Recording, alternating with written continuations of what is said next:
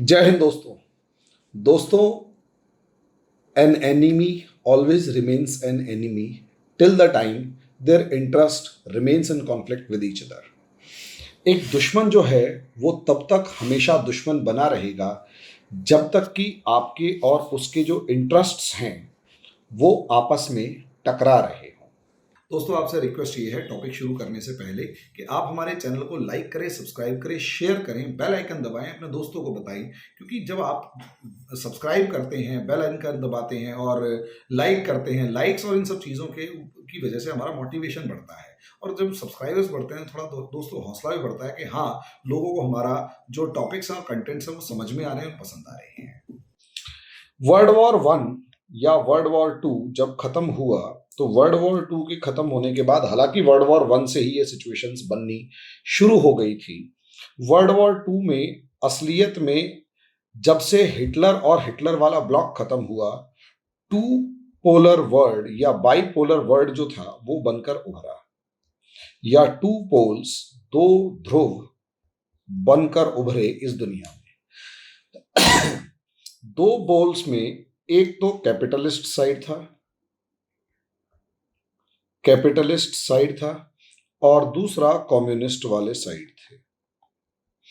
Capitalist में America और America plus allies इसके हुआ करते थे, और दूसरा जो कम्युनिस्ट वर्ल्ड था उसमें यूएसएसआर प्लस अलाइज हुआ करते थे। ये दोनों 1945 से लड़ना शुरू करते हैं। ये दोनों 1945 से लड़ना शुरू करते हैं और लगभग 1990 तक ये लोग डू और डाई वाली सिचुएशन में एक दूसरे के साथ खूब जबरदस्त तरीके से लड़ते हैं। अब आप अंदाजा लगा सकते हैं कि कितने जबरदस्त तरीके से ये लोग लड़े होंगे, कितने ज्यादा जबरदस्त तरीके से ये लोग लड़े होंगे कि डू और डाई वाली सिचुएशन में खुलकर लड़े, जबरदस्त लेवल पर लड़े। अब जब ये लोग जबरदस्त लेवल पर लड़े तो इसका आउटकम ये हुआ कि यूएसएसआर और इसके अलाइज अलग हुए। ये लॉस्ट दिस कंपटीशन, ये पूरा फेज जो है ये कहलाया कोल्ड वॉर, शीत युद्ध। ये पूरा जो फेज है ये कहलाया कोल्ड वॉर यानी शीत युद्ध। और इस लॉस्ट यानी हार का जो आउटकम था वो था disintegration of Russia, disintegration of USSR, और इसके अंदर इसके 15 कंट्रीज बने और इन 15 देशों में सबसे ज्यादा बड़ा देश अभी भी रशिया बनकर उभरा। रशिया अभी भी सबसे बड़ा देश बनकर उभरा। दोस्तों, हार का जो दर्द होता है वो बहुत बुरा होता है। जो कंपटीशन, भाई सीधी सी बात है, कंपटीशन होता है। आप किसी चीज के लिए खूब मेहनत कर रहे हैं, खूब कंपटीशन कर रहे हैं और हार गए, वो टीस आपको पूरी जिंदगी दुखी करेगी। वो जो दर्द है, वो टीस है, वो आपको पूरी जिंदगी दुखी करेगी दोस्तों। और जब जब विक्टर यानी विजेता आपके सामने आएगा ना, तब तब हमेशा आपको इस चीज के टीस होगी कि मैं इससे हार गया। यही चीज रीजन था कि 1990 के बाद जब यूनिपोलर वर्ल्ड बना, जब एक ध्रुवीय विश्व बना, तो कहीं ना कहीं रशिया एक लूजिंग साइड वाला था। ताकत थी, हार गया था, लेकिन टीस पूरी थी, टीस पूरी थी हारने की। और दूसरी तरफ अमेरिका जो जीत कर बाहर निकला था वो दुनिया के अंदर दादागिरी दिखाता हुआ नजर आ रहा था।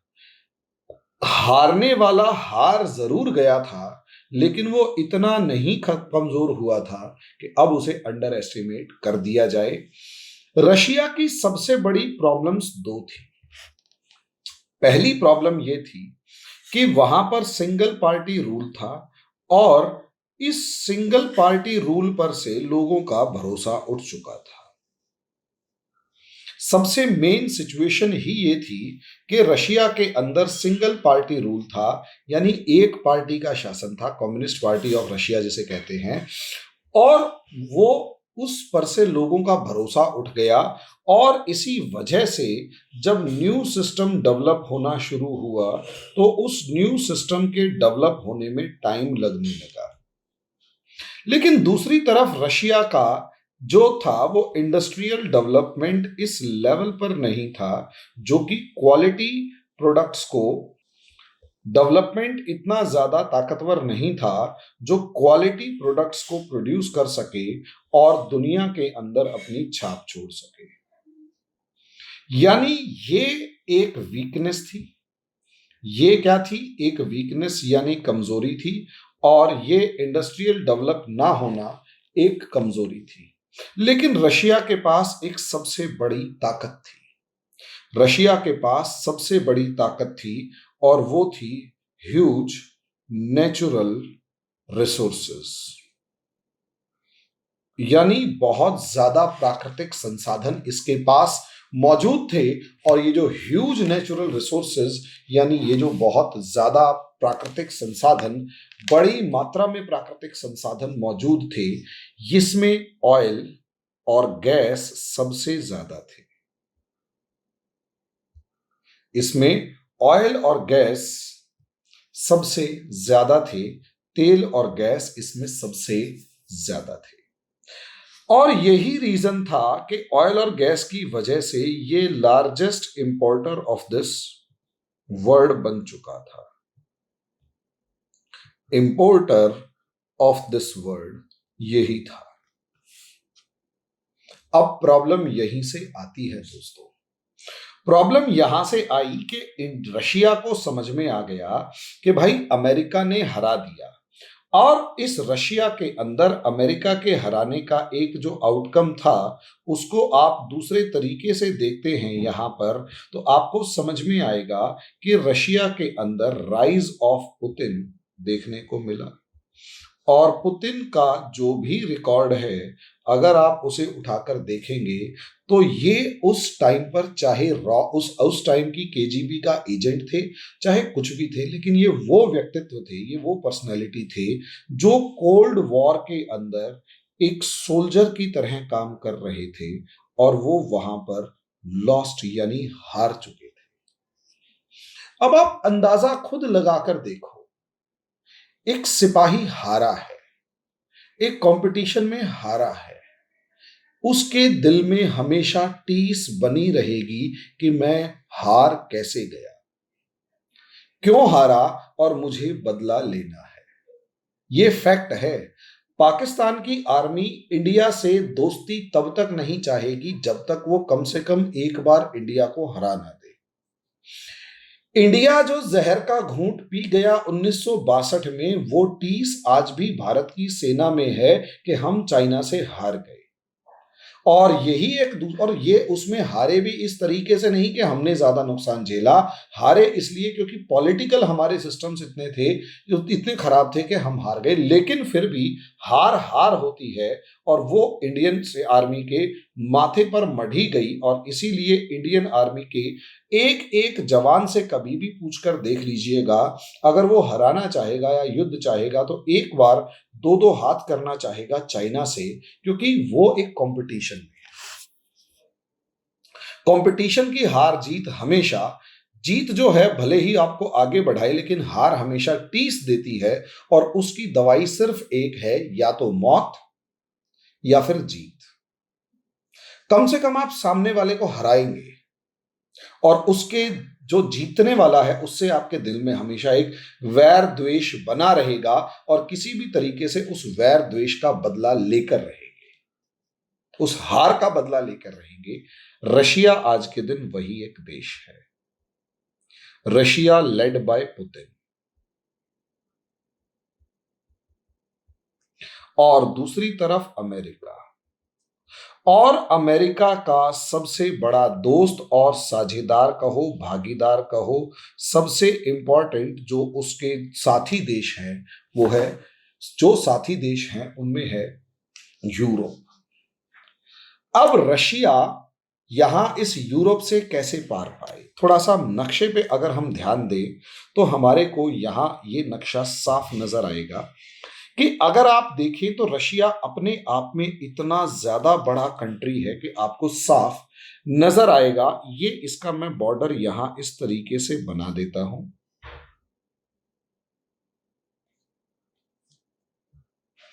ये इसका बॉर्डर इस तरीके से अगर मैं यहाँ आपके लिए बना देता हूं तो ये पूरा रशिया है। इधर से जॉर्जिया वाले बॉर्डर पे ये रशिया है, इधर ये कजाकिस्तान वाले बॉर्डर पे रशिया है, इधर ये क्रीमिया का जो हिस्सा है ये रशिया का है। और दोस्तों सबसे बड़ी बात, ये हिस्सा जो है ये भी रशिया का है। रशिया बहुत बड़ा कंट्री है और सबसे बड़ी बात, इसके पास नेचुरल रिसोर्सेज मौजूद हैं, प्राकृतिक संसाधन। और इस प्राकृतिक संसाधनों के अंदर ऑयल और गैस मौजूद है। इस ऑयल और गैस को अगर आप उठाकर देखें तो दुनिया के लार्जेस्ट रिजर्व्स ऑयल और गैस के रशिया के पास मौजूद हैं।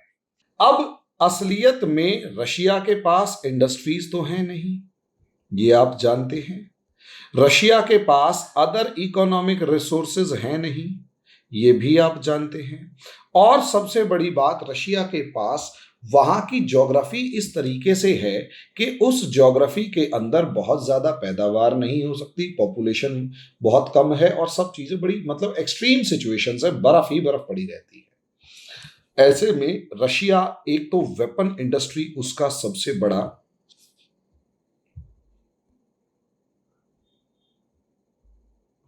वेपन इंडस्ट्री जो है उसका सबसे बड़ा हथियार है, और दूसरा उसके पास ऑयल एंड गैस है। अब असलियत में ऑयल एंड गैस को ही रशिया ने हथियार बनाया। और मजे की बात यह है कि जो यूरोपियन कंट्रीज अरब कंट्रीज के ऊपर ऑयल और गैस के लिए यहां इन अरब कंट्रीज के ऊपर डिपेंडेंट थी, अपनी अरब कंट्रीज के ऊपर डिपेंडेंट थी अपनी ऑयल और गैस सप्लाई के लिए, और जहाज़ों में भर के इस रास्ते से इन देशों तक ऑयल और गैस पहुंचता था, या फिर ब्रिटेन, नीदरलैंड और नॉर्वे के रिसोर्सेज से ऑयल और गैस, खासकर गैस पहुंचती थी। अब रशिया ने इनको ल्यूक्रेटिव ऑफर्स दिए, बहुत ही ज़्यादा, जिसे कहते हैं कि जिसे ललचाने वाले ऑफर्स दिए, और यूरोपियन कंट्रीज ने रशिया से हाथ मिलाना शुरू किया और रशिया से ऑयल और गैस इंपोर्ट्स करना शुरू किया। और लगभग 1995 ऑनवर्ड्स ये प्रोसेस शुरू हुआ, और 2006 और 2009 के आसपास तक आते आते रशिया जो है वो लार्जेस्ट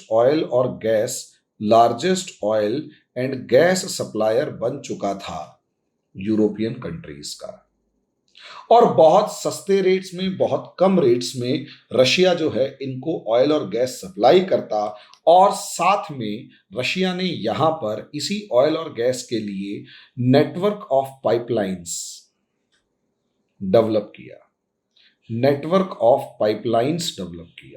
यानी पाइपलाइंस का नेटवर्क इस तरीके से डेवलप किया कि भाई सारे के सारे देशों को पाइप के थ्रू ऑयल और गैस पहुंचाया जाए। बस यहीं से रशिया का विक्ट्री शुरू होती है। सबसे पहले रशिया ने टारगेट किया ईस्टर्न यूरोपियन नेशंस को, जो कमजोर थे, गरीब थे, चाहे उसमें यूक्रेन है, चाहे इवन उसमें टर्की है, चाहे इवन रोमानिया है, चेकोस्लोवाकिया है, बुल्गारिया है, पोलैंड है। इन सब देशों को ऑयल और गैस सप्लाई करना शुरू किया। और हालात ये है कि जो ईस्टर्न यूरोपियन कंट्रीज हैं, बहुत से ईस्टर्न यूरोपियन कंट्रीज की 75 से लेकर 100% तक जो नेचुरल गैस है वो रशिया से आ रही है। यानी उसने अपना दूसरा सिस्टम पूरा खत्म कर दिया और पूरे तरीके से रशिया पे डिपेंडेंट हो गया। अब रशिया यहां पर, और इन्हीं देशों की लगभग 6 यूरोपियन कंट्रीज ऐसे हैं जो अपने टोटल ऑयल इंपोर्ट का लगभग मोर देन 50% जो है वो रशिया से इंपोर्ट करते हैं।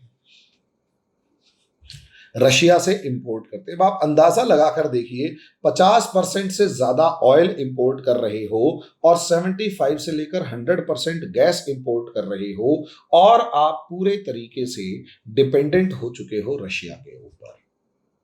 अभी थोड़े दिन पहले खबरें आ रही थी, energy crisis in Europe, energy crisis in Europe, Britain में पेट्रोल खत्म हो गया, ट्रक ड्राइवर एकदम से गायब हो गए और न जाने क्या क्या। असलियत में कहानी ये है कि यहां पर एक गेम चल रहा है। यहां पर एक गेम ये चल रहा है कि 2018 के मतलब 2000 के बाद से, 2010 के बाद से अमेरिका ने शेल गैस के ऊपर जाना शुरू कर दिया, और अमेरिका के अंदर जो ऑयल और गैस प्रोडक्शन है वो शुरू हो गया। यानी अब अमेरिका भी ऑयल और गैस को प्रोड्यूस कर रहा है। और मजे की बात ये, अमेरिका जो है वो रशिया की इस चाल को लगभग लगभग 2010 के आसपास समझ गया कि यूरोपियन कंट्री, 2006 और 9 के अंदर ही रशिया ने ब्लैकमेल करना शुरू कर दिया था, थोड़ा थोड़ा। कई बार तेवर देखने शुरू हो जाते ना शुरू शुरू में, तो वो थोड़े थोड़े ब्लैकमेल करना शुरू कर दिया। अमेरिका ने इस चीज से निपटने के लिए और अल्टरनेट सोर्स ऑफ एनर्जी के नाम पर अपने ऑयल और गैस रिजर्व्स, जो उसके पास दुनिया के दूसरे तीसरे नंबर के सबसे ज्यादा ऑयल और गैस रिजर्व थे, अब उनको निकाल के एक्सपोर्ट करना शुरू कर दिया। इससे एक तो ऑयल और गैस के दाम कम हुए, और दूसरा ऑयल और गैस के दाम कम होने के साथ साथ अमेरिका दुनिया का लार्जेस्ट एक्सपोर्टर बन गया 2018 के अंदर। अब यहां समझिए, एक तो रशिया यहां पर पहले से ऑयल और गैस एक्सपोर्ट कर रहा है और पाइपलाइन का नेटवर्क बना चुका है, जिसके अंदर नॉर्ड स्ट्रीम 2 जो पाइपलाइन है, नॉर्ड स्ट्रीम पाइपलाइन है, वो दुनिया यूरोप की सबसे ज्यादा बड़ी एनर्जी की लाइफलाइन बन चुकी है, जो यूरोप के टोटल एनर्जी इंपोर्ट का 14% एक्सपोर्ट करती है। सोचकर देखिए, और पूरा यूरोप अपनी टोटल नीड्स का 40% से ज्यादा ऑयल और गैस रशिया से मंगा रहा है। अब मामला यही है कि अब ये जो यूरोपियन नेशंस हैं, इनका मिलिट्री अलायंस तो है अमेरिका से, यानी सेना के तौर पर वो दोस्ती रखते हैं अमेरिका से, और ऑयल और गैस मंगाते हैं रशिया से। अमेरिका और रशिया की आपस में दुश्मनी है हर कोई। अब आप सोचकर यहां खुद मुझे बताइए, एक बार आप खुद सोचकर बताइए, अमेरिका और यूरोप की ये कहानी के अंदर मिलिट्री अलायंस यूरोप का, नाटो यानी मिलिट्री अलायंस किसके साथ है? अमेरिका के साथ। और मिलिट्री अलायंस, और वो डिपेंडेंट है ऑयल और गैस यानी एनर्जी डिपेंडेंसी किसके ऊपर है? रशिया के ऊपर। रशिया और अमेरिका कट्टर दुश्मन हैं और दोनों एक दूसरे को फूटी आंख नहीं सुहाते। नतीजा उसका यह है कि इस समय पर हालात ये बन चुके हैं कि रशिया अमेरिका की दुश्मनी के चक्कर में यूरोप के ऊपर एक अजीब सा प्रेशर है। अमेरिका यहां पर एक नई ही गेम देख रहा है। वो ये देख रहा है कि अगर वो यूरोपियन नेशंस को एनर्जी सप्लाई करना शुरू कर दे, अगर वो यूरोपियन नेशंस को एनर्जी सप्लाई करना शुरू कर दे, तो दुनिया के बड़े बिग एनर्जी मार्केट के ऊपर उसका कब्जा हो जाएगा। एनर्जी मार्केट के ऊपर उसका कब्जा हो जाएगा।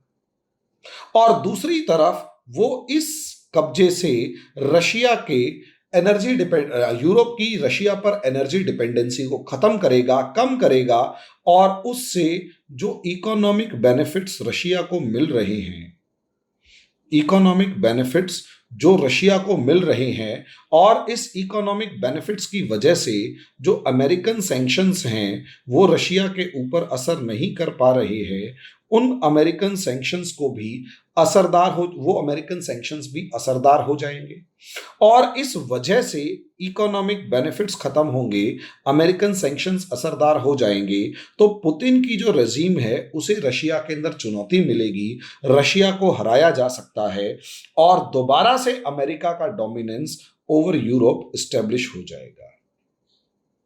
American dominance over Europe establish हो जाएगा। और अगर American dominance over Europe establish हो गया तो एक्सपेंशन ऑफ रशिया को रोका जा सकता है, रशिया ओवर यूरोप। और क्योंकि ओवर यूरोप रशिया के एक्सपेंशन को यूरोप पर रोका जा सकता है, अगर ये रोकने में कामयाब हो गए तो आने वाले समय में यूरोप अमेरिका का पक्का दोस्त बना रहेगा। वरना अगर अमेरिका इस एनर्जी सप्लाई को स्टेब्लिश नहीं कर पाता और यूरोप रशिया के ऊपर ही डिपेंडेंट रहता है और रशिया एक एक करके ल्यूक्रेटिव ऑफर्स देकर बहुत ही मनमोहन खिंचाव पैदा करने वाले प्रस्ताव देकर एक एक यूरोपियन कंट्री को अपने साथ मिलाना शुरू कर देता है, तो यहां से एक तो नाटो कमजोर होगा, रशिया ताकतवर होगा। और अगर रशिया ताकतवर होगा तो अमेरिका जो है उसे दो ताकतवर देशों से लड़ना पड़ेगा। एक तरफ रशिया होगा और दूसरी तरफ चाइना होगा। अगर अभी रशिया को इकोनॉमिकली कमजोर कर दिया जाए, इकोनॉमिकली यानी आर्थिक तौर पर कमजोर कर दिया जाए, तो अमेरिका पूरा फोकस कर पाएगा चाइना पर। लेकिन अगर रशिया ताकतवर होता है तो अमेरिका को रशिया और चाइना दोनों के ऊपर ध्यान रखना पड़ेगा, क्योंकि अगर अमेरिका चाइना से लड़ेगा तो रशिया यूरोप पर कब्जा करके अमेरिका को डोमिनेट करेगा, और अगर अमेरिका रशिया से लड़ेगा तो चाइना साउथ चाइना सी के ऊपर डोमिनेट करके अमेरिका को कमजोर करेगा। इसमें कोई शक की बात नहीं है, मिलिटरीली अमेरिका नंबर 1 पे है, चाइना नंबर 2 पे है, लेकिन इकोनॉमिकली चाइना नंबर 1 पे है, अमेरिका नंबर 2 पे है। तो अमेरिका अपने आप में एक चक्कर में फंसा हुआ है, अमेरिका अपने आप में एक ट्रैप में फंस गया है। और यही कारण है, कभी आप देखोगे अमेरिका रशिया के ऊपर अपने B-2 बॉम्बर भेजता है और रशिया वहां से उसको रोक देता है। कभी रशिया जो है, कभी अमेरिका जो है वो चाइना से पंगे ले रहा है, तो एक कंफ्यूजन सी क्रिएट हो रखी है और एकदम से आपको सुनने में आता है यूरोपियन एनर्जी क्राइसिस। असलियत में रशिया उस चीज को दबा रहा है और यूरोप की अपनी मजबूरी भी है कि अमेरिका इतना दूर है कि वहां से अगर एनर्जी के रिसोर्सेज यानी ऑयल और गैस मंगवाते भी हैं, पाइपलाइन जो है वो अरबों खरबों डॉलर की पड़ेगी, वो बिछा नहीं सकते और बिछते भी अगले 20 साल लग जाएंगे। और ऑयल लाने में टैंकर्स के थ्रू महंगा पड़ता है और यहां पाइपलाइन बिछा रखी है, टैप खोली निकलना शुरू। तो ये बड़ी गजब सी सिचुएशन इस समय पर पैदा हो रखी है।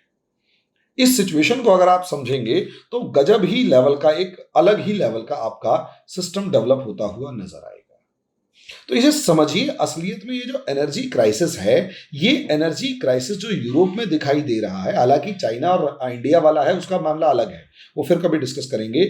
और इंडिया में तो एनर्जी क्राइसिस नहीं था यार। देखो सीधी सी बात है, इंडिया में असलियत में शोर मचाना था कि इसके ऊपर भी डर पैदा किया जा सकता है कि चाइना में एनर्जी क्राइसिस है तो इंडिया में भी हो गया, इंडिया में भी हो गया तो दो चार खबरें आ गई, दो चार खबरें आ गई तो ऑब्वियस सी बात है दिल्ली जैसे छोटे से आधे अधूरे राज्य के जो मुख्यमंत्री जो बड़े बड़बोले हैं उन्होंने शोर मचाना शुरू कर दिया। ये वही जलील इंसान हैं, ये वही जलील इंसान हैं जिन्होंने ऑक्सीजन की कमी का ढिंढोरा पीटा, और जिस दिन सरकार ने उसकी ऑडिट करवाई ऑक्सीजन की, उसी दिन इन्होंने सारे ऑर्डर कैंसिल करके यूं कहा कि हमें फालतू ऑक्सीजन नहीं चाहिए। ये जलील इंसान है। दिल्ली की सरकार के ऊपर भरोसा, ये जो आम आदमी पार्टी के जलील इंसान है, इनके ऊपर भरोसा नहीं किया जाना चाहिए। मेरा ओपिनियन इनके बारे में ज्यादा सा अच्छा नहीं है। हाँ, काम इन्होंने कुछ अच्छे किए हैं, लेकिन जिस तरीके से लोग राजनीति करते हैं घटिया वाली, सबसे गिरी हुई, वो बहुत ही खतरनाक है। खैर, हम इंटरनेशनल रिलेशंस पे आते हैं। यूरोपियन एनर्जी क्राइसिस बिल्कुल डिफरेंट है। रशिया यूरोप की गर्दन दबा रहा है। इंडियन एनर्जी क्राइसिस नहीं है, लगभग होगा थोड़ा बहुत, इतना कुछ है नहीं कि आउट ऑफ कंट्रोल है। चाइना का एनर्जी क्राइसिस डिफरेंट है। तीनों चीजें अलग अलग हैं। अगर आप इंटरनेशनल रिलेशंस के स्टूडेंट हैं तो इन तीनों को जोड़ तोड़ के आराम से देखेंगे तो आपको मजा ही अलग आएगा। तो दोस्तों, ये आपका एक छोटा सा टॉपिक मैंने डिस्कस किया। इसके अंदर आप लोगों का जो भी ओपिनियन हो वो देखें। देखिए, हमारी थोड़ी एक अलग ही अप्रोच होती है। हमें इससे मतलब नहीं होता कि क्या होगा क्या होगा, हम इंफॉर्मेशन के ऊपर बात नहीं करते, हम एक कॉम्प्रिहेंसिव वे के ऊपर बात करते हैं, समग्र रूप से, कि उसका असली मामला कहां पर है। अगर वो चीज समझ में आ जाए तो उसका लेवल ही अलग होता है। खैर, जो आपका टॉपिक है वो मैंने आपके से डिस्कस किया। अभी के लिए इतना ही, धन्यवाद।